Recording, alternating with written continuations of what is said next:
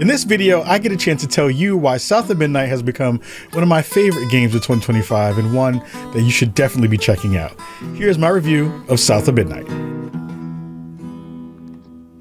Death don't have no mercy in this land.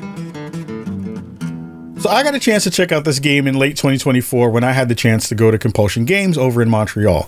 I got a chance to talk to developers, I got a chance to talk to some of the cast and the CEO from Compulsion Games, and had a chance to really dig into, what this game was trying to do, what this game was trying to be from a cultural standpoint. And I was already enamored with a lot of it. Getting a chance to see a young black girl in a Southern setting, being the main protagonist automatically piqued my interest. Getting a chance to see this kind of Southern folklore and kind of almost grim tales version of the South was really great.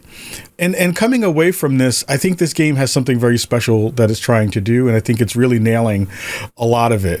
When I come back from playing it and having, a full 12 hours in the game and having finished it and rolled the credits, I think I came away not only inspired by the fact that this is a game that is resurrecting some art that we haven't seen in a long time, but also trying to stretch and go into some boundaries that we haven't seen before, not only historically, culturally, musically, for sure, but in a graphic style as well that we don't really get the chance to see in games that often either. I think South of Midnight has come through in a way that I was really expecting it to do, and has even surpassed a lot of expectations, not only with its gameplay, but with its storytelling in a way that we haven't seen in a very long time, and one that I hope that we get a chance to see even more of. The game takes place in the mythical land of Prospero. It is a fictional land that is reminiscent of the Deep South. It is very much a game that takes place in the swamps of the Deep South.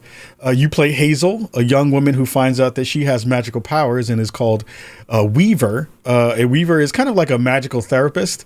Their job is to mend souls and to kind of mend hearts with the work that they do throughout history and historically. The main kind of thrust of the game is you are looking for your mother who was lost in a storm. Their house got taken away by the storm, and Hazel's job is to go and find her mom and then bring her back home. The game takes place over a bunch of different segments and a bunch of different spaces. But in the grand scheme, most of the time that you're playing is based around traversal, around puzzles, around these kind of small combat areas where you have to fight these things called haints. And haints are basically like if you were to take someone's sorrow and angst and bottle it up and put it into a monster. Her job is to kind of release those evil demons and evil spirits from those moments and kind of give that back to the world. It kind of releases them from the trauma that they have. And trauma is a big part of the kind of like foundation of what this game is trying to do from a narrative perspective. You are going around and finding these mythical characters, these mythical beasts that you are also finding out throughout your story of what is the kind of origin of some of these animals. Some of these animals and some of these beasts have been captured through trauma and through hurt. And you wind up finding out throughout the game what were the things that brought them to this point. What's happening? Benji and his brother's troubles began when they were forced to move again. Their ma thought it best for Benji, who was bullied badly for being in his own world. But Rhubarb would not forgive him for uprooting their life. What was that? Some kind of ghost memory? And it brings together not only some really fun combat scenarios, but also some of the best parts of this game are the game's music and art. I think this game, if I were to kind of classify it, it is almost like an antebellum musical.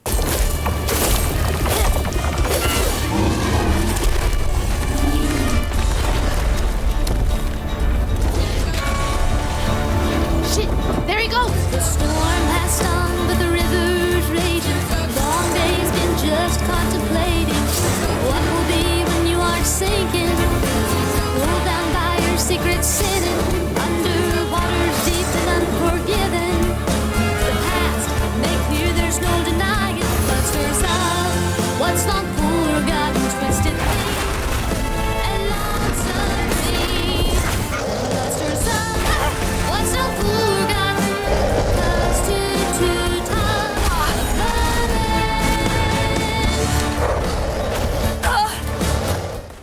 in some ways. The way that the music kind of swells and brings you along through the story gives you some really fantastic moments that only Compulsion can do. I think Compulsion does this thing where they look on the edges and see really smart parts of gameplay that haven't really been poked at. Really interesting layers of cultural conversation that can be had, and they really dig into those in a really smart way. The writing is really spot on in this game as well. Like I sat back for a minute and was like, these characters feel like actual people who I would know, folks that I would, go to breakfast with and go hang out with on a family vacation or a reunion, and folks that definitely feel like they are coming from lived experiences through the writers that were at the studio and through a lot of the experiences a lot of people have had at the studio. Is that a smiley face? Hey, Hazel, think fast. Oh, come on, Mama. We don't have room for my track shoes. You know how expensive those things are. You best find somewhere to pack them. And pack them light. Yeah, I know. What'd you say? I said, and pack them light. Pack a bag, then pack it light. Hey, pack your bags, then pack them light.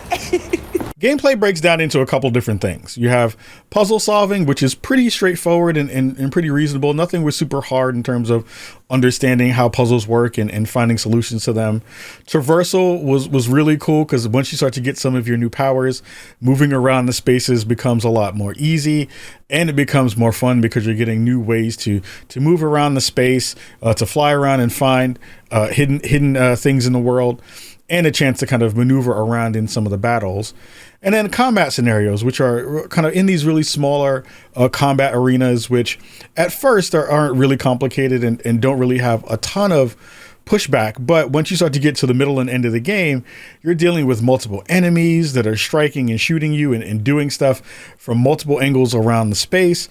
You're also trying to figure out good ways to kind of zip between enemies and fight them, and kind of really doing the work of looking at the battle space, prioritizing which folks you have to go after first, understanding which powers you should be using during those moments, and the powers in your kind of tool tree and kind of your skill tree, those get fleshed out the more that you play the game and are really, really helpful as well. But it wasn't a thing where I was ever like, oh man, I am really worried about dying all the time, except for some matches and some moments where not only were enemies coming at angles that I didn't expect, but they were doing things I didn't expect. You do wind up figuring out the patterns for some of them, and that does get, worked through in the process of learning the game. But the scenarios were fun. It was never a moment where I felt bored. It was never a moment where I felt, oh, this is too easy. I never had to change the challenging. I kind of do everything on default to kind of feel where things are. And it felt fun. It felt competent. It felt like a fun time anytime I was getting into scenarios.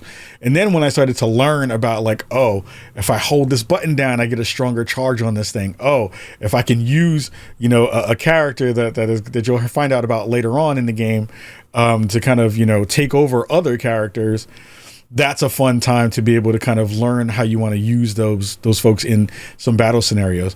Overall, I think this game is doing all of those pieces really well. I think for a game that is not staying its welcome too long or overstaying its welcome too long, it feels like a really tight package for what gameplay what gameplay is given to you while you play. I had a blast with it. I think it's super fun. It's a game that I would definitely go back and try some more scenarios on harder levels, and finding out, where hidden things were and finding out, story bits throughout the world of walking through and finding out more about the world of Prospero and the people in it was a great time. It was a blast doing it.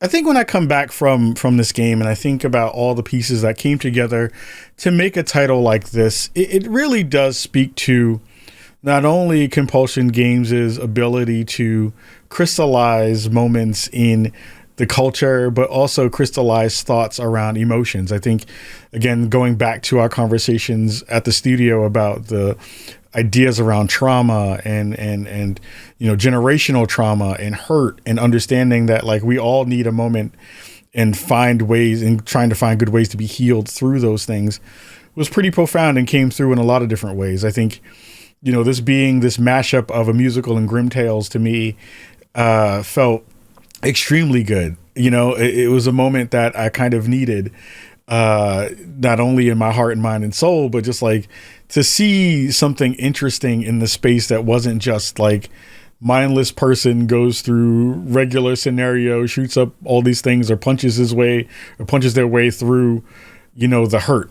It was nice to be able to see craftsmanship put together in this game in the way that it came across. And I have to say, the portrayals of characters in this game, especially the ones from Adrian Ray, who plays Hazel, and Ahmad Best, who plays one of the characters later on that you get a chance to see in the game, really was fantastic. I think they nailed all of those pieces in their performances and in the ways that they portrayed those characters.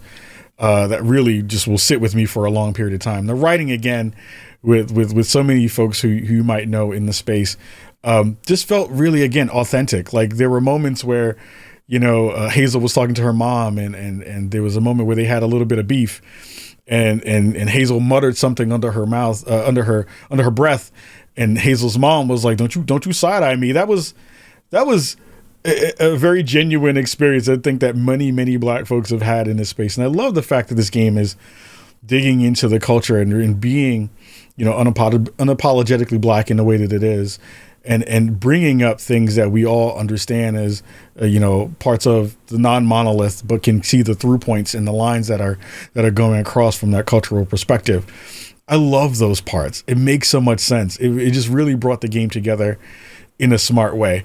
And I love the fact that this game is digging into history. It's really poking at, understandings of, what was it like to kind of escort people through the swamp, and what did that mean in the Deep South in all versions, and both historically and now.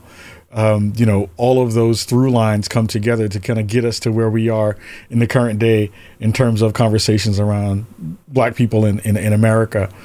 I love that. I want more of that. I want more of those stories to be told, especially now when we're seeing so many discussions around, history of Black people being removed, especially here in the States through the administration that we are currently going through.